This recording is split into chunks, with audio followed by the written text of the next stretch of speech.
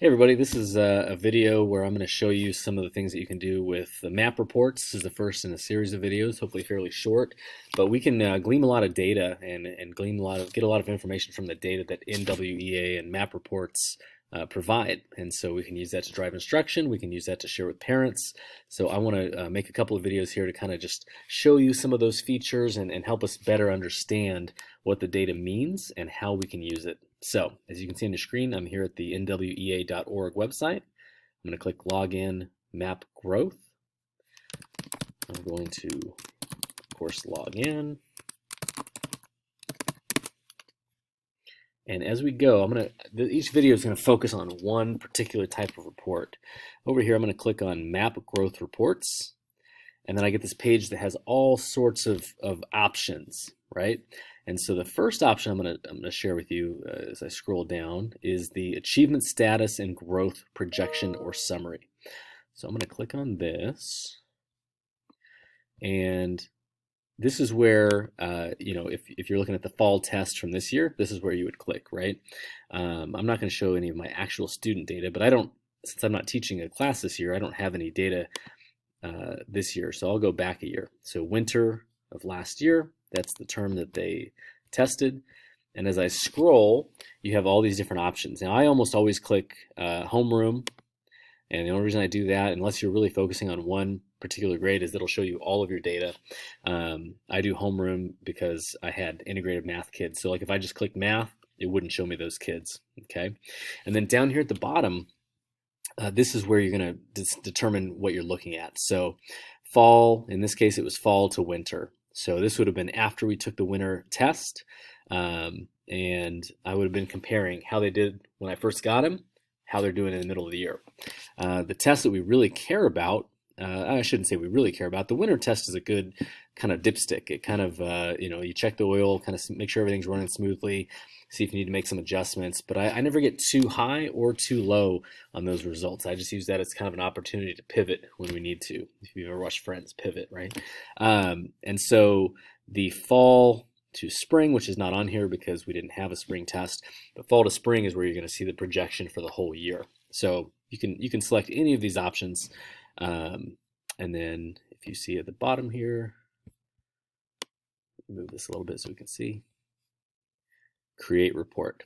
So I'm going to actually click out of this because I don't want to show actual student data. So this is a sample report. Let me kind of resize that. So when you first pull it up, if you've only taken the fall test, you'll have something that looks like this, okay? And so it tells you the term that they tested. It gives you the growth comparison. This is fall to winter, but this would have been before they actually took the winter test, it looks like.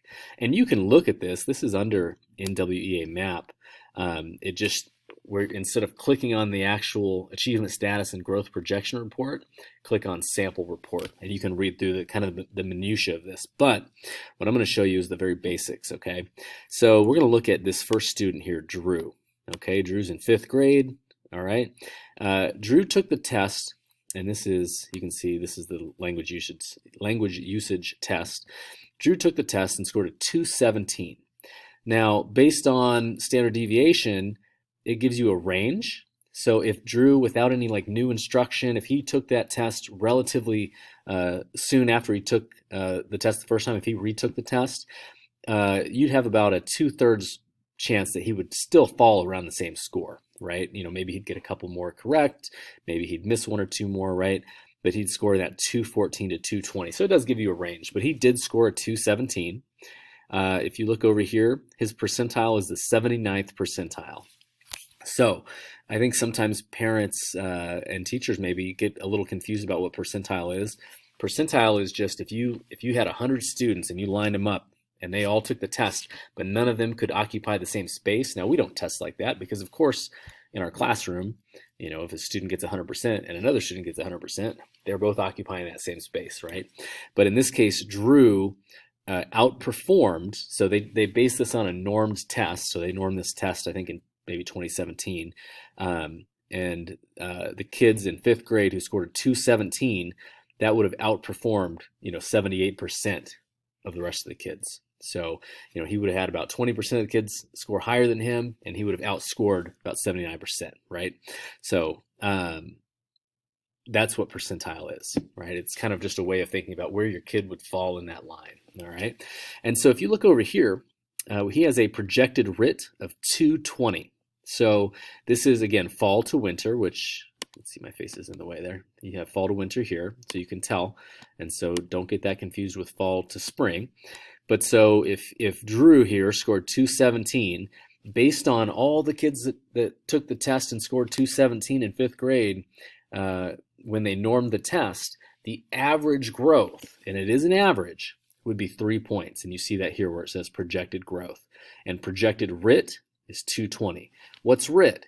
RIT is just the interval. It's just the unit that they use. So I think it actually stands for Rausch interval. And I think it's actually based on the person who came up with it. So it's just what they use to score. So you don't need to really worry about the term. Just know that that is his score.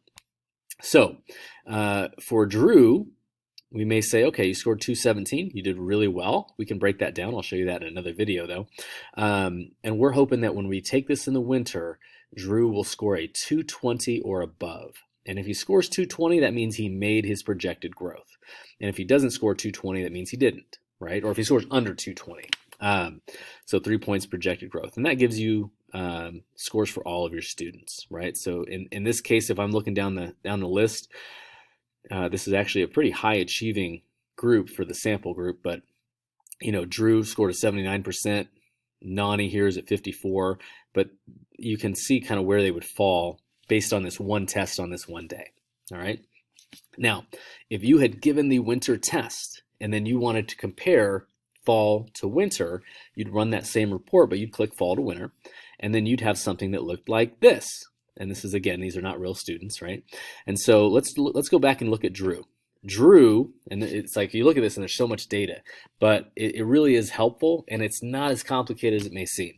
Drew took the test again. So here is his fall. Will you let me know when you're back in the building? Here's his fall score, and he scored that 217, 79th percentile. For the winter score, he scored a 224, and because remember, his projected RIT was 220, as you can see here, and they expected him to grow 3 points. His observed growth, his actual growth was 7 points. So instead of just kind of keeping up with all the other kids who scored in that same range, he actually outscored the average. So they would say, well, we'd expect him to score about 3 points more. He scored 7 more points. So now, instead of being in the 79th percentile, he's actually, for this particular test, in the 91st percentile. So Drew had a lot of great growth there.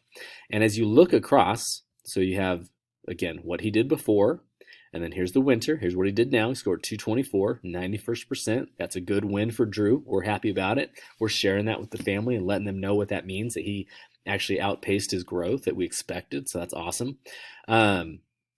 Let's see. So thought he was going to do 220. Thought he was going to grow 3 points. He actually grew 7 points.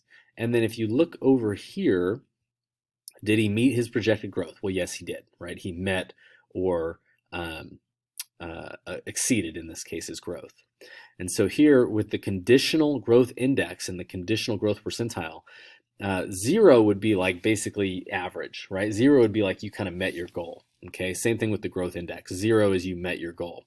So the higher you look, right, for the growth index, it's just what's the difference. So Drew, well, he didn't grow 4 points. He grew 7 points, which is why it says observed growth 7, but he grew 4 points higher than what they expected him to grow. And so the farther away from 0, the higher above 0, I should say, you are, the better you scored, right? And if you're at a negative number, then you either didn't meet your growth, well, in that case, you wouldn't have met your growth, right? And so if you look, though, at conditional growth percentile, 80%, 80th percentile, that means that Drew scored 217. And they compared Drew with all the kids who, when they normed the test, who scored 217. Well, of those kids, only 20% actually grew more than what Drew grew. So not only was his projectile, his score was in the 91st percentile, but his growth was really high as well. So he grew higher than than 79% of kids who would have scored around the same range, right? So he did really well. Okay, if you scroll down here, there's some other numbers. These are numbers that we look at, right? We look at these as teachers, and it says percentage of students who met or exceeded their projected RIT.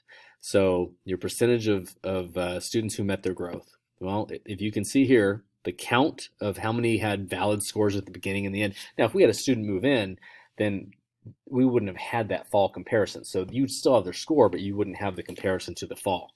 But there are 11 students here, and 9 of them either hit their goal or achieved a higher score, right? So 9 out of 11, 81.8%. What I've been told is that at a title school, you want this number to be at 60% or higher, of course, to make sure that students are continuing to hit their grade level, growth goals, and make sure that we're keeping kids on pace. At a non-title school, 50%, right? That doesn't mean that that's where we set our goal. It just means that's kind of the minimum level we think of when we think of, were our students successful on this test? Did they grow? And of course, this is just one measure. We know that, but it is a good measure. It's a valid measure. So 81%. That's a really outstanding percentage of students who met or exceeded their projected RIT. So this teacher can be really proud of the work that their kids put in, right? And then percent of projected growth met, 137.5%. So our goals, again, if you want to think about it, is 60% students who make or achieve higher than their projected growth, right? They make their goal, and then also 100% of growth met. Well, so how can you want them to score 100% if not all of them are going to make the growth? Well, it's real simple, and you can figure this out, but I'll just show you as an example here. So let's look at Mary. We've got Mary over here, again, not real students. She scored 209 in the fall, which put her in the 60th percentile. Average range being that 40 to 60 range. So she was at the high end of the average range. So not a bad score at all. But her growth was not so great. She only grew 1 point. Now, we're still going to celebrate growth. We're still happy that she scored higher. We're not going to make that student feel like she didn't achieve something. She grew, right? But they thought, as you can see here, that she would score 213, meaning she would have a projected growth of 4 points. She actually grew 1 point, okay? And so while she did grow, you can see by her percentile, she was in the 60th percentile. Now she's in the 51st percentile, because even though she started above average and then she grew, she didn't grow at the same pace. She wasn't able to keep the same pace as her peers who were in that same who had that same RIT score. So she's in the 51st percentile for the middle of the year on this one test, okay? And so her growth index was -3 because she, of course, was 3 points lower than what we thought the goal would be, and she did not meet her goal. And so she also had she was in the 29th percentile for conditional growth, meaning that of all the students when they normed that test who scored 209 in 5th grade, 71% of them would have scored more than 1 point of growth, right? And so she was actually a student who had low growth and but still an average score. So it's not that the score is below average, it's that her growth. We would have expected more growth. And so with Mary, Mary was expected to have 4 points of growth. She only had 1 point. So that would mean 25%, right? She had 25% growth. If you look at Javis or Havis, I'm not sure how that's pronounced here, he or she was supposed to make 3 points, and they made exactly 3 points. So I'm going to say Havis. So for Havis's score, he or she made 100% of their growth.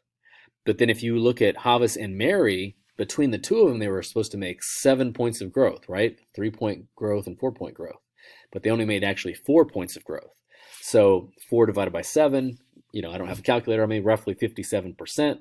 So they didn't, that brings your score down. But then if you look up here and add Drew back in, Drew made 7 points of growth versus he was only supposed to make 3. So if you look at just those 3 students, Drew, Havis, and Mary, combine what they were supposed to do, they were supposed to make 10 points of growth. If you add what they all did, they made 11 points. So that puts it above 100%, 110%. So that's about all the time I have on this video. I hope you learned something from it. There'll be some more videos looking at the various tests, but this is kind of what we look at when we focus on what are our students' goals and how are they doing and how did they achieve. All right, thanks very much.